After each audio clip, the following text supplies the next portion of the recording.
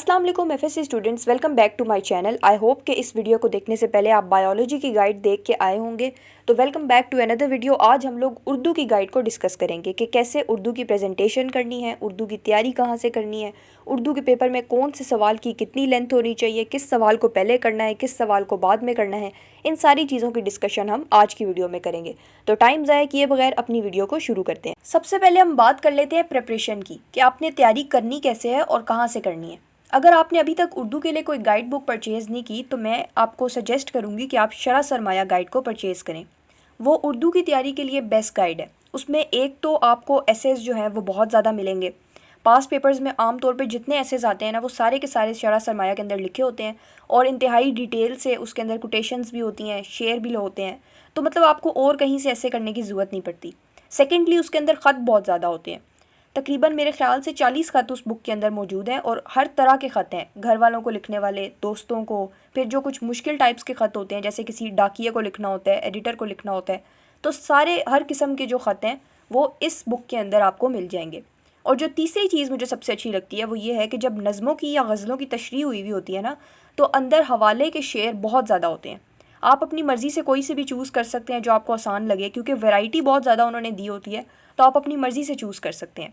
तो इस बुक के ये बहुत सारे फ़ायदे हैं, इसीलिए मेरे मुताबिक तो आपको सिर्फ यही एक बुक लेनी चाहिए। इसलिए अगर आपने अभी तक कोई गाइड बुक परचेज़ नहीं की तो आप शरह सरमाया को ख़रीदें, और अगर आप कोई और गाइड बुक पहले से ले चुके हैं तो इसका भी PDF आप डाउनलोड कर लें, वो आपको गूगल से मिल जाएगा। और जब आपको चाहिए हो तो आप उसको भी बीच बीच में कंसल्ट कर सकते हैं।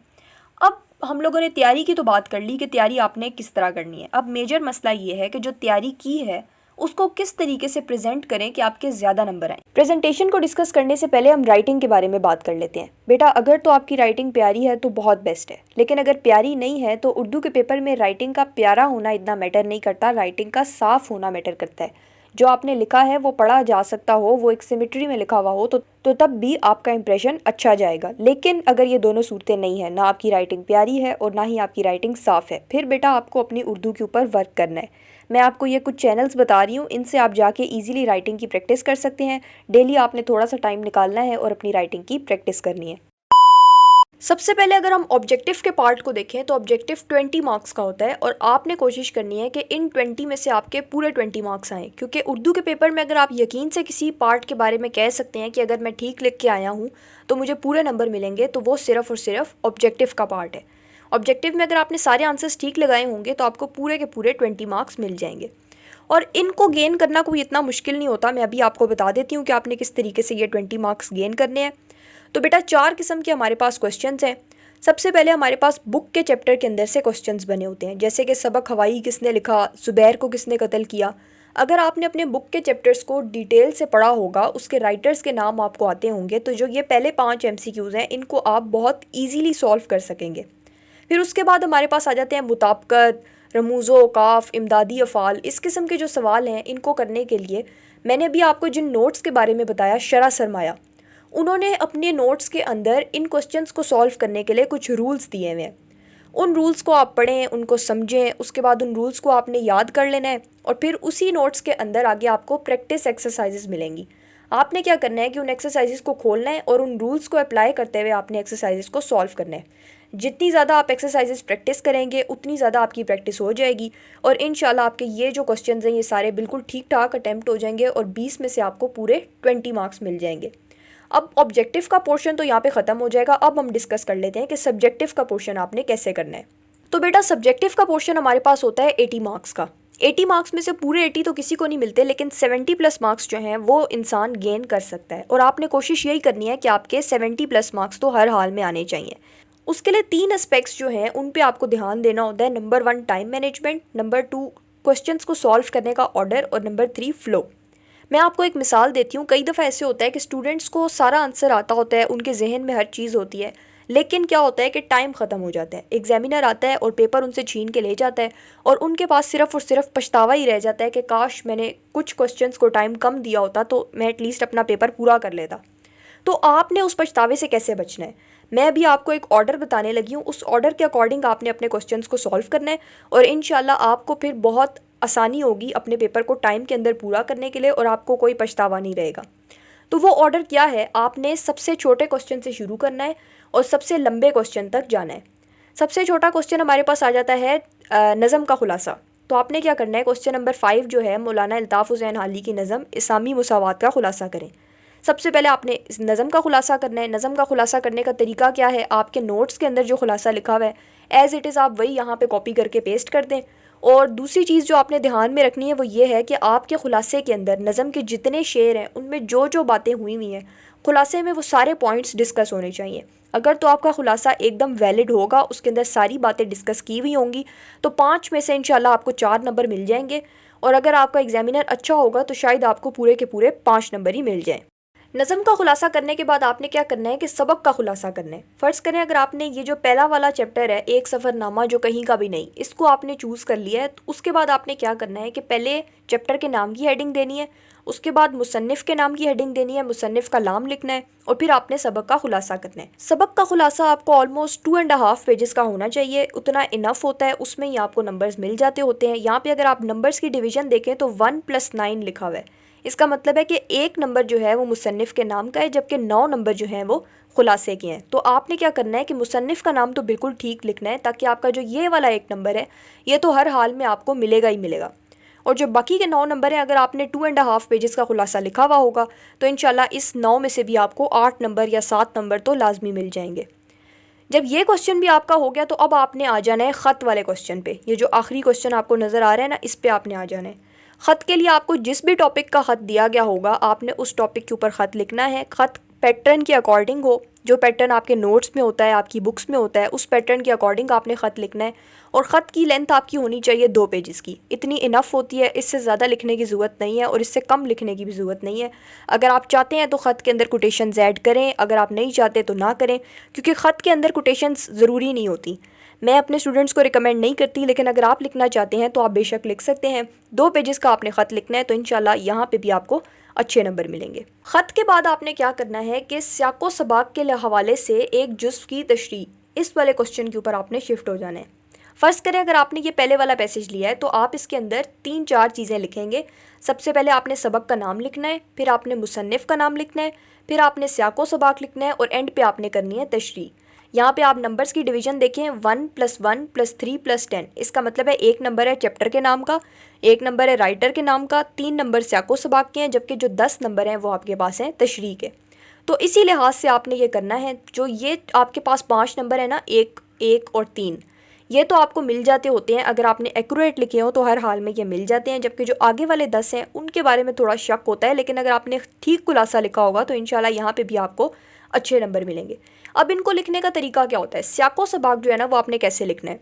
बेटा सियाको सबाक में आपने सबसे पहले सबक का नाम दोबारा लिखना है, फिर आपने राइटर का नाम दोबारा लिखना है, फिर आपने थोड़ा सा राइटर का इंट्रोडक्शन देना है। ये आपके नोट्स के अंदर जितना दिया होगा उतना ही इनफ होगा, वहीं से आप देख के लिख लें। उसके बाद आपने क्या करना है कि फ़र्ज़ करें अगर ये पैसेज चैप्टर के बीच से लिया हुआ है तो आपने लिखना है कि इस दिए हुए जुज़ से पहले चैप्टर के अंदर क्या बातें हुई हैं उसके बारे में 4-5 लाइंस लिखें। उसके बाद आपने बताना है इसके बारे में, जो ये आपको जुज़ दिया गया है इसकी छोटी सी आपने मफ़हूम करना है। और उसके बाद आपने लिखना है कि दिए हुए जुज़ के बाद चैप्टर के अंदर क्या बात हुई। यानी तकरीबन आपने 8 से 9 लाइंस के अंदर अपने पूरे चैप्टर को समराइज़ करना है। ये तरीका होता है एक एक्यूरेट सियाको सबाक लिखने का, यानी कि उसमें आपने जुज़ से पहले वाली बात भी बताई और जुज़ के बाद वाली बात भी बताई और बीच में आपने जुज़ का भी मफ़हूम लिखा है। जब आप सियाको सबाक लिख लेंगे तो उसके बाद आपने इस जुज़ की तशरीह करनी है, और तशरीह आपकी होनी चाहिए तकरीबन 1.5 पेजेस की तशरीह होनी चाहिए और सियाको सबाक आपका 1 पेज का होना चाहिए। तो ये दोनों आपके मिला के 2.5 पेजेस के बन जाएंगे। तो इससे आपके जो नंबर हैं वो इंशाल्लाह 15 में से 12-13 तो आपको मिल ही जाएंगे। उसके बाद आपने क्वेश्चन नंबर 1 करना है। क्वेश्चन नंबर 1 है नज़म की तशरीह। उसके अंदर आप नंबर्स की डिवीज़न देखें तो 1 + 1 + 8 है। इसका मतलब है एक नंबर नज़म के नाम का है, एक नंबर शायर के नाम का है, जबकि 8 नंबर जो हैं वो तशरीह के हैं। तो इसको करने के 2 तरीके होते हैं। एक तरीका ये होता है कि आप दोनों शेरों को अलग अलग करें, यानी पहले एक शेर को लिखें, उसका मफ़हूम, उसकी तशरीह, फिर दूसरा शेर। जबकि दूसरा तरीका होता है उसके अंदर आप इन दोनों शेरों को आपस में मिला के तशरीह करते हैं, और मैं आपको प्रेफर करूँगी कि आप दोनों शेरों को मिला के करें। उसका फ़ायदा आपको क्या होगा, एक तो आपकी लेंथ बढ़ेगी और दूसरा आप जो है उसके अंदर हवाले के शेर कम भी डालेंगे तो वो ज़्यादा लगेंगे। और उर्दू के पेपर के अंदर ना नंबर लेने का जो सबसे आसान तरीका होता है वो यही होता है कि जितने पेजेस आप भर सकते हैं भरें, जितने आपने हवाले दिए होंगे वो भी बेस्ट हैं, जितना मार्कर यूज़ किया होगा वो भी बेस्ट है। टीचर्स ने क्योंकि पेपर को पढ़ना नहीं होता, सिर्फ पेजेस गिन गिन के नंबर देने होते हैं, तो इसीलिए आपने इन चीज़ों को मद्देनज़र रखना है। अब मैं आपको बताती हूँ कि आपने तशरीह कैसे करनी है। बेटा देखें, 2 शेर हैं ना, तो 4 मिसरे हैं, 1 2 3 और 4। तो आपने चारों मिसरों के लिहाज से एक एक पेज हर मिसरे को देना है और एक पेज आपने एक्स्ट्रा देना है, यानी कि तशरीह आपकी 5 पेजेस के ऊपर आनी चाहिए और हर पेज के ऊपर एक आयत या एक शेर या फिर एक कोटेशन हर हाल में आपने लिखनी है। उसके बगैर आप समझें कि आपको नंबर्स कम मिलेंगे, क्योंकि हवाले के शेर जो हैं वो उर्दू के पेपर के अंदर बहुत ज़रूरी होते हैं। तो हर पेज के ऊपर एक भी शेर अगर आपने दिया होगा तो वो इनफ होगा।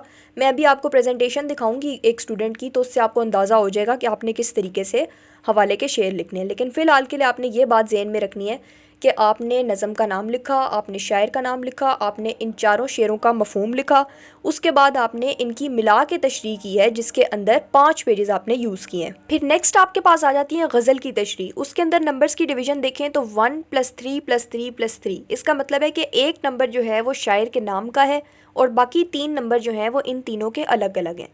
अब आप नंबर्स की डिवीज़न देख के ही समझ जाएं कि आपने इनकी मिला के तशरीह नहीं करनी, बल्कि हर किसी शेर की अलग अलग तशरीह करनी है, क्योंकि इनके सेपरेट सेपरेट नंबर मिल रहे हैं। तो आप क्या करेंगे कि आपने शेर लिखना है, उसके बाद आपने शायर का नाम लिखना है, आपने शेर का मफ़हूम लिखना है, उसके बाद आपने उसकी तशरीह करनी है। अभी मैं आपको प्रेजेंटेशन दिखाऊंगी तो आपको और पता चल जाएगा कि आपने किस तरीके से तशरीह करनी है। जब आपने क्वेश्चन नंबर 1 भी परफॉर्म कर लिया तो आपके पास एक ही क्वेश्चन बचेगा और वो होगा मजमून। पीछे आपके पास पेपर के अंदर सिर्फ 8 पेजेस बचे होंगे और उन्हीं 8 पेजेस के ऊपर आपने मजमून लिखना होगा। पूरे के पूरे 8 पेजेस आपने यूज़ करने हैं। फ़र्ज़ करें अगर आपने कुरान पाक का टॉपिक यहाँ पे सिलेक्ट किया तो आपने इस टॉपिक के ऊपर जितनी इन्फॉर्मेशन आपके पास है उनको पैराग्राफ्स बना बना के आपने लिखना है। हर पेज के ऊपर हवाले का एक शेर या एक कोटेशन या फिर कुरान पाक की कोई आयत आप लिख सकते हैं। हर पेज के ऊपर मार्कर से कोई ना कोई एक चीज़ ज़रूर हाईलाइट होनी चाहिए, तभी आपका पेपर प्यारा भी लगेगा, उसमें एक सिमेट्री सी भी नज़र आएगी और टीचर जो हैं वो उसके ऊपर ज़्यादा नंबर भी देंगे। अब हम टाइम डिवीज़न को डिस्कस कर लेते हैं। तो इस स्लाइड के अंदर आपको जो टाइम डिवीज़न नज़र आ रही है उसके अकॉर्डिंग आपने प्रैक्टिस करनी है।